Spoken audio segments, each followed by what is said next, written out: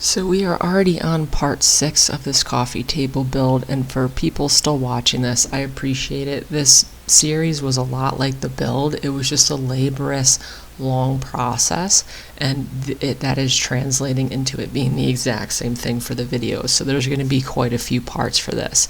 The bulk of the beginning of this video is going to be adding decorative elements to the side panels and the drawer fronts. As you can see, I already pre-made one of these. These are going to be the rustic design, which is pretty popular nowadays, which is just an X going through the panel. I do these a little bit differently than other people. A lot of people butt joint these together. I like to lap them together. I find it to be a more stable solution for that process. Now, I had to use solid wood because I didn't want to veneer the sides of these X's. I happen to have some old oak flooring laying around the shop. The only problem I was concerned about with this flooring, it cleans up nicely. I know it looks a mess right now, but it does clean up quite nicely, is this is white oak and the table is red oak. But the customer specifically told me that she likes rustic furniture, so I thought if anything, the stain would kind of if anything, I thought the stain would just emphasize the X's, which would actually be beneficial to this. So I wasn't super concerned, but if you mix species, that is something to be aware of. Each one is going to take the stain differently. So basically, I have a bunch of this. I've been using it in the shop for years. A neighbor that moved into a house across the street from my old shop was replacing the floors because they couldn't be refinished. They were too thin at that point.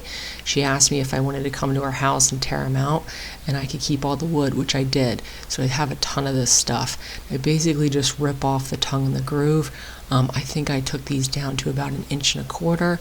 I bulk cut a bunch of these because a lot of times they'll have imperfections in them. So I rip up a bunch of this stuff at once, and then I could just use it to make these X's. The finish on this is anybody's guess.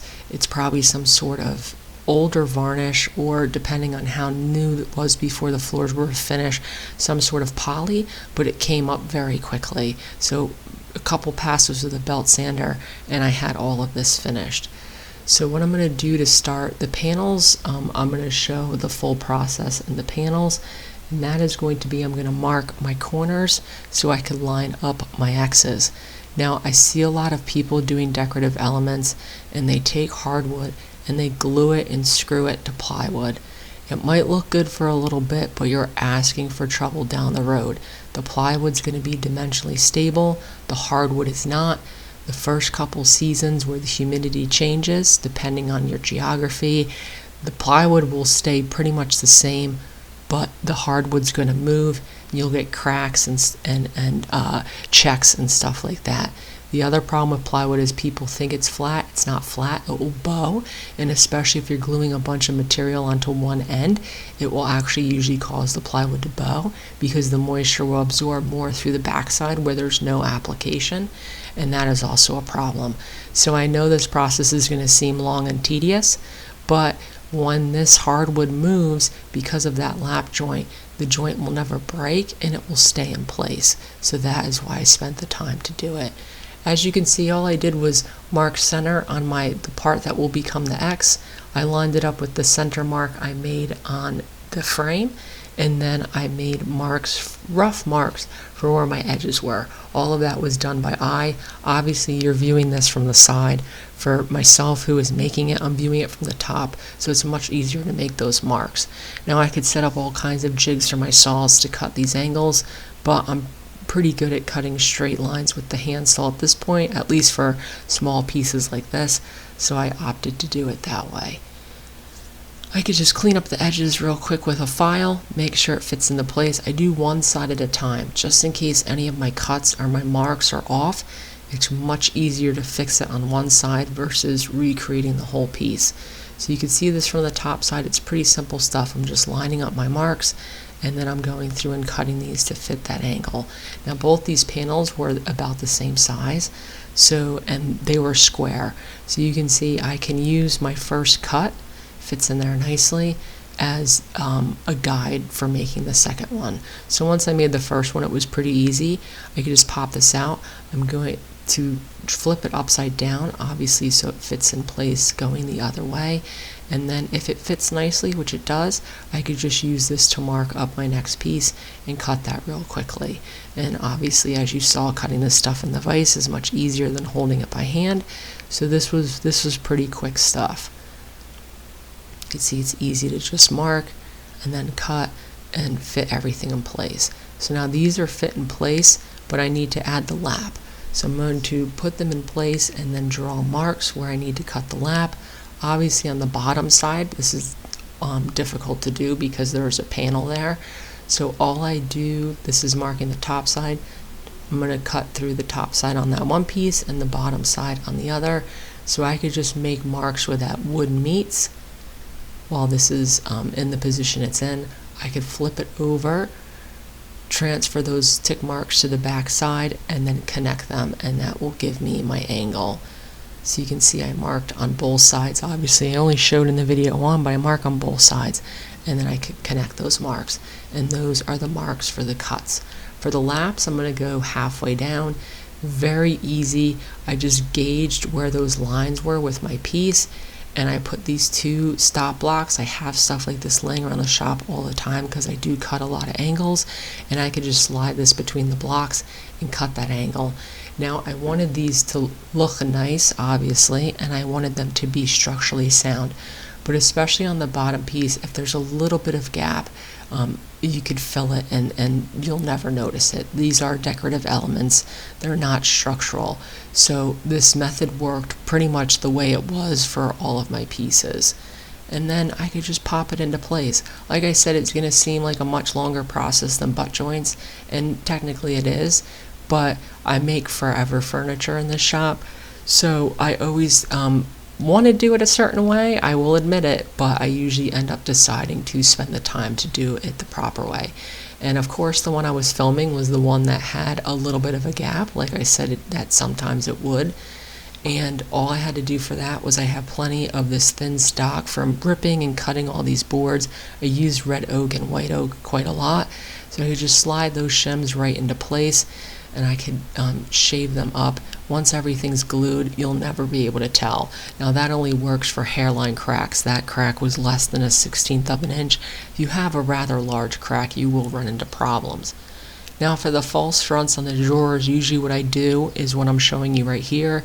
I cut some plywood with about a 1/16 to a 32nd inch reveal. You get away with thinner reveals when you are using plywood because, like I keep saying, it is considered to be a dimensionally stable wood. But after I had it all mocked up, I thought the drawer fronts were going to be quite heavy, so I decided to just make the oak frame separately and attach it to the fronts. That was how I basically went about doing it. So I already had the false fronts, so I used the length and width dimensions off of that, and I'm going to make a frame with lap joints. So that's what you're seeing here. It's the same material, it's the same process, but in the saw I have it set up to cut laps. The laps go halfway down the piece, and they're the same width of all of these, so they're about 1.25 inch laps, and that's how I'm going to make all my frames. That's basically how I decided to do it. So you can see all of those in place. These are just taped together. I thought this would save on some. This is already an extremely heavy coffee table, and I usually do false fronts on smaller drawers. It doesn't really matter, but on these Blum slides, I forget the weight requirements, but I think it's around 100 pounds. If you're making a 20-30 pound drawer, you can really limit what goes in there.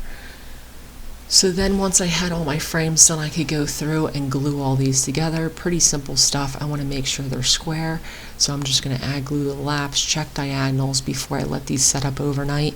I am not in real time with these videos. I have about a 2-month window, so you can see it's still cold out. So in the colder weather, I do like to let that glue usually set up overnight.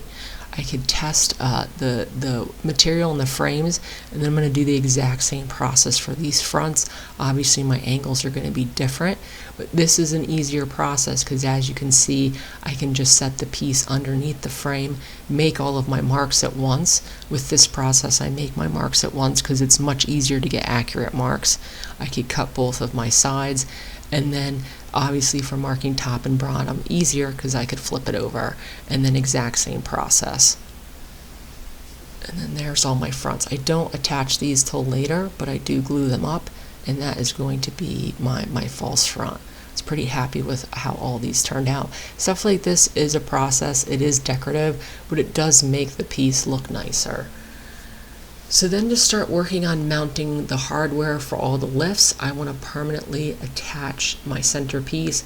So I mark center on that centerpiece, and then I mark center on the cabinet. Now, like I said, this is starting to get heavy, so everywhere going forward, I designed this for pieces to be able to come off.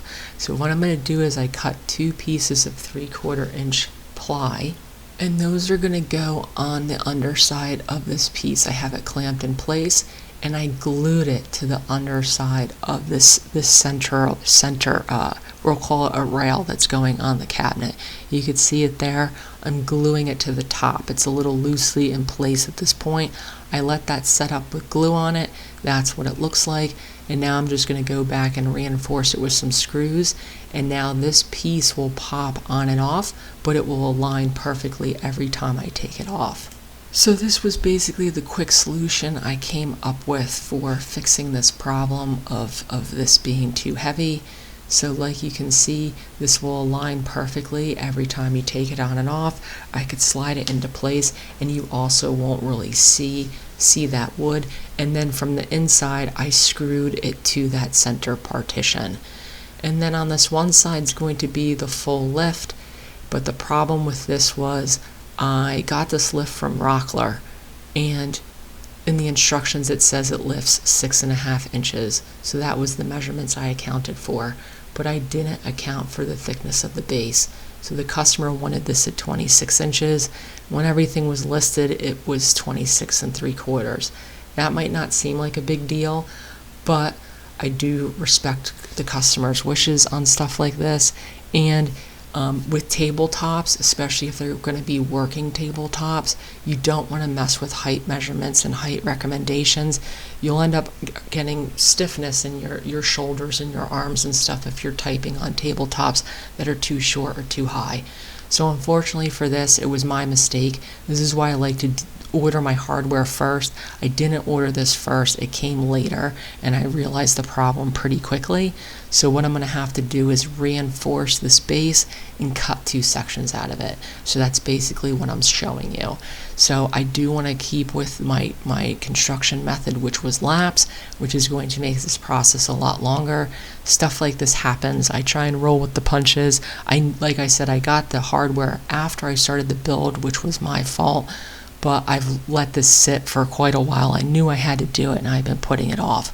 So all I did was take a similar piece of wood, put it across the top, and line up my horizontals there and cut laps into it. That was pretty easy.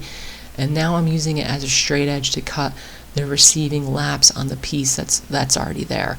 If I hadn't glued this together already, this wouldn't actually be that big of a deal, but I had. So I'm just kind of freehanding some laps. I did this in a couple passes because I'm removing quite a bit of material. And like I said, once I have those initial marks, I'm steady enough with a smaller router at this point to just freehand them. Those are the receiving laps. This piece will fit right into place. I could glue it in place and then cut out those 2 center sections. I was a little nervous about stability with cutting out 2 pieces, but because the metal frame of this is 360 degrees, I'm attaching it to the front and the back, and it ended up being more than sturdy. So those were glued in place. Like I said, I could go through, but just with a handsaw, I'm going to cut these flush, and then this frame will fit right into place. And that solved my problem. It was frustrating because it was so close to working, but not close enough. I made the fix. I was happy with how it worked. You could see how that frame is butted front to back with my new anchors there. So I was pretty happy with how that turned out.